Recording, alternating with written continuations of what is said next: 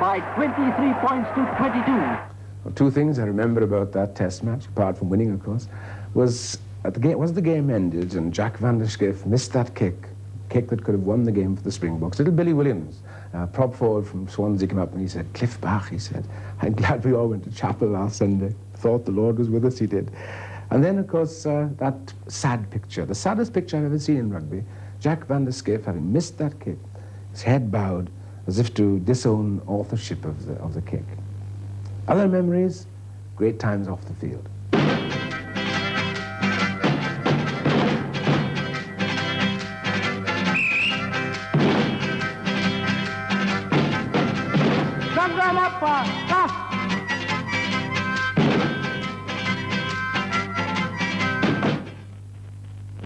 Evening, ba-da-da, by the moonlight, ba-da-da, and you can hear those darkies sing, ba-da-da. In the evening, ba-da-da, by the moonlight, ba-da-da, you can hear those banjos ring, ba-da-da.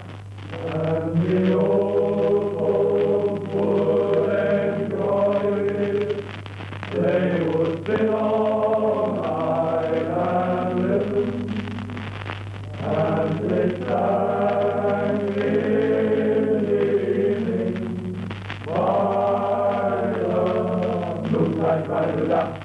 Well, every Lions tour has its colossus. In 1955, it was H Williams of Llanelli. In the heart of the Lions pack, he stood out like Table Mountain, and equally indestructible. And he was asked, I remember, on that tour, what it was about the game that appealed most to him. And he replied, "It sweats the vice out of you." Well, the game itself, obviously, is there's nothing quite like it. But at the end of the day, I think it's the people you're involved with all their characteristics and their different ways of looking and interpreting the game, and indeed interpreting life. This is, I think, what rugby's really brought out as far as I'm concerned. I can recall some tremendous personalities I've met. The name of O'Reilly, this young boy of 18 years of age who came on tour with us. I'm told he's rather successful now. He's running quite a soup kitchen in Pittsburgh, I'm told. He's doing very, very well. This boy, Terry Davies, you recall him, played for Llanelli, that wonderful fullback, Llanelli in Wales, captain Wales afterwards. You know, he's another one who's done remarkably well in business. Story has it now that Wales is split into two. Half belongs to the Welsh and the rest to Terry Davies, you know. See, these are people, we can recount so many of them. Tom Elliott, that amazing Scottish forward. You remember him, he wasn't, like me, he wasn't the prettiest of people.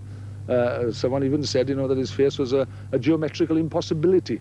Who else can these amazing people that they rattle off? This beautiful, this elegant rugby player, Butterfield. What a delight it would be to have him playing in the centre with someone like Blevin.